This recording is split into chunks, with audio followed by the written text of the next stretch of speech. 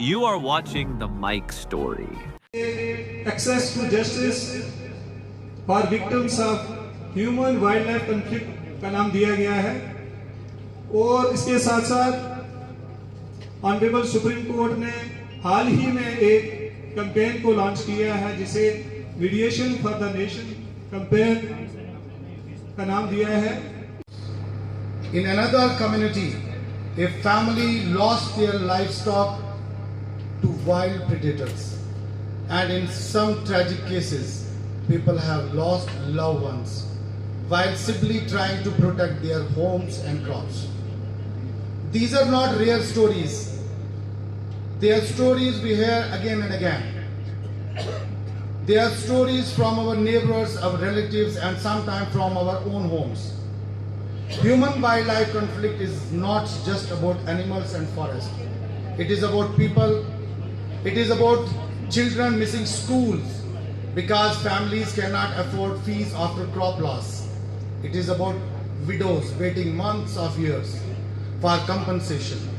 It is about farmers standing in long queues at offices, unsure of what documents are needed or whom to approach.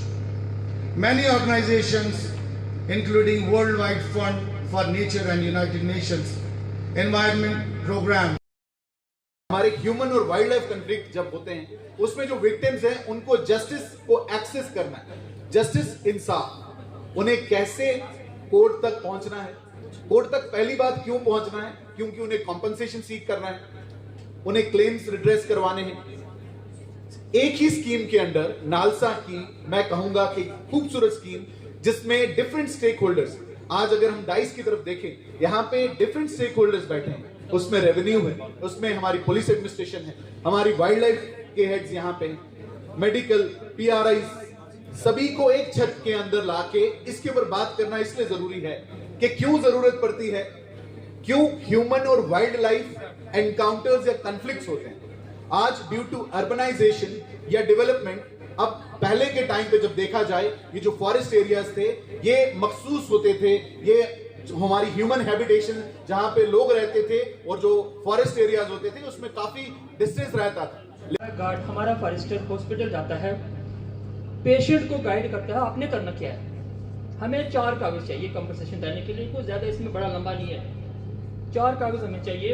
सबसे पहले FIR order number 139 JKFST of 2023 में clear cut guideline दी हुई है कि compensation आपको मिलेगा कैसे, उसका प्रोसेस क्या है. उसमें ये दिया हुआ है सबसे पहले आपको एफआईआर कराना है विद इन 7 डेज. आपको एफआईआर कराना है. अगर 7 डेज नहीं तो अप टू 1 मंथ आपको एफआईआर करा देना है पुलिस स्टेशन में. वो एफआईआर मैंडेटरी है कंपनसेशन के लिए. पहला पॉइंट. सेकंड पॉइंट आपको करना है बंदे को हॉस्पिटलाइजेशन कराना है. मेडिकल रिकॉर्ड हमारे लिए कंपलसरी है. इसी ऑर्डर में लिखा हुआ है कि मेडिकल रिकॉर्ड कंपलसरी है. क्यों कंपलसरी आपको बताता हूं. अमाउंट ऑफ क्वांटम ऑफ जो आपको मिलेगा कंपनसेशन, एक्स ग्रेशिया कहते हैं उसको, वो उससे तय होगा. उसमें हम 4 किस्म का कंपनसेशन सर हम देते हैं.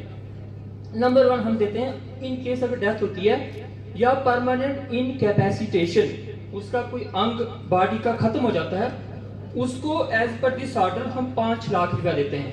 Full payment 5 lakh. What Constitution say?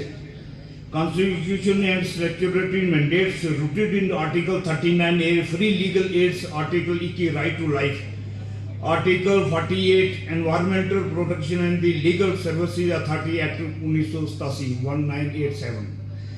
Recognition of the victim, explicitly recognized HWC victim or as eligible for the free legal aid under Section 12E of the LSA Act, categorize them as a disaster affected person in the circumstance of the underserved wants. Ecological justice mandates that all the intervention balance human relief with wildlife preservation and the promotion of the human wildlife coexistence in the land. बहुत ही अच्छी awareness है इस बारे में, क्योंकि बहुत सारी चीज़ें अदरवाइज मेरे लिए भी अच्छा है क्योंकि मैं यहाँ पर मौजूद था. अदरवाइज ये सारी चीज़ें पुलिस पर आ जाती थी कि पुलिस ने ही इसमें सब कुछ करना होता है.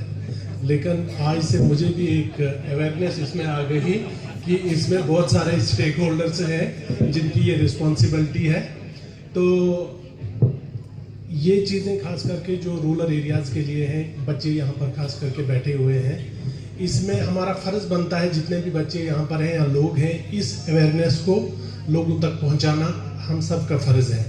क्योंकि किस तरह से ये चीज़ें तो होनी है, क्योंकि वाइल्ड लाइफ जानवर जो है डेफिनेटली होते हैं जंगलों में, उन्होंने एनक्रोच नहीं किया बल्कि हम लोगों ने एनक्रोच किया। हम उनके पास जाते हैं, वो हमारे पास नहीं आते हैं, तो उसमें उनका फॉल्ट नहीं है बल्कि हमारा ही फॉल्ट है। जब हम एनक्रोच करके जंगलों को ख़त्म करते हैं, ऊपर जाते हैं, तो ये चीज़ें होनी है। इस सब के लिए मेंटली प्रिपेयर होना और प्रोसीजर, फिर जब ऐसे इंसिडेंट हो जाएंगे हमने कैसे इसमें एक्ट करना है। गवर्नमेंट ने प्रोविज़न बनाया हुआ है, अगर ऐसा इंसिडेंट होता नहीं तो गवर्नमेंट ने प्रोविज़न बनाया, एक्ट बनाया कि किस तरह से उसको हम कंपनसेट भी कर लेंगे। तो तरीक़ाकार है हर चीज़ को।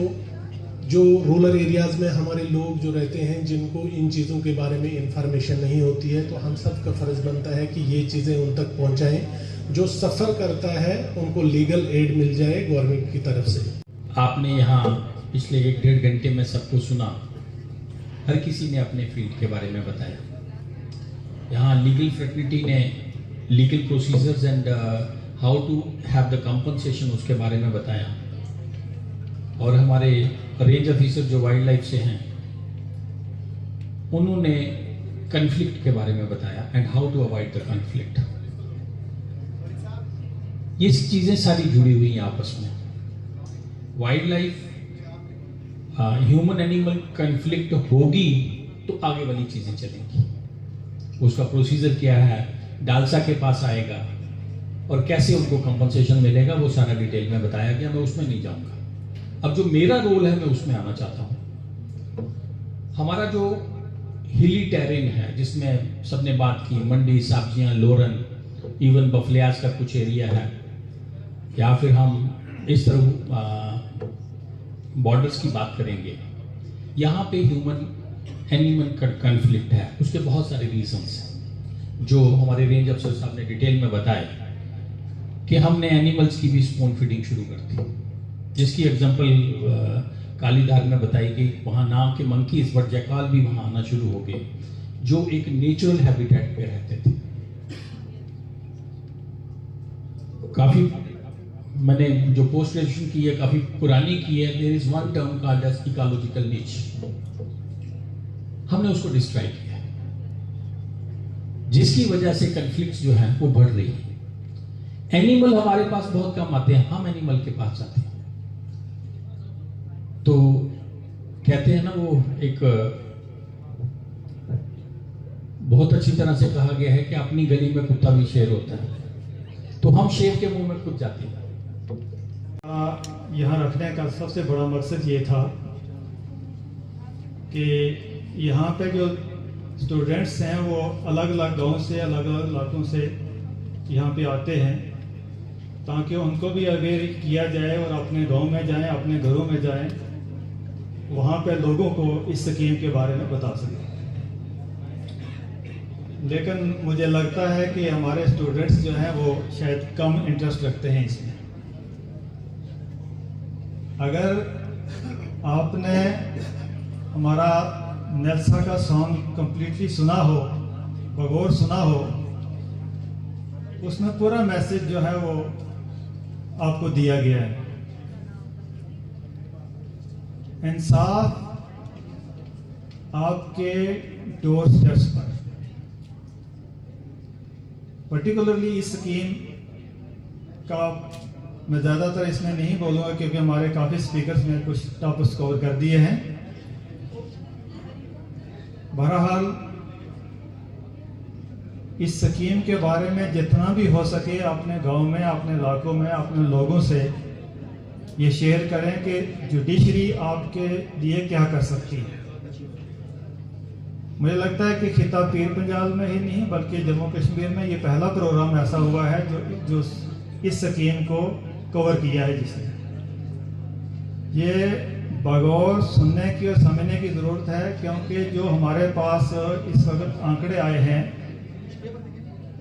1920 से लेकर 21 से लेकर आज तक 80 केसेस डिस्ट्रिक्ट पुंछ के रिपोर्ट हुए हैं, जिसमें कि वाइल्ड लाइफ के से लोग मुतासर हुए हैं, ज़ख्मी हुए हैं, और उसमें से 3 अमवात भी हुई है।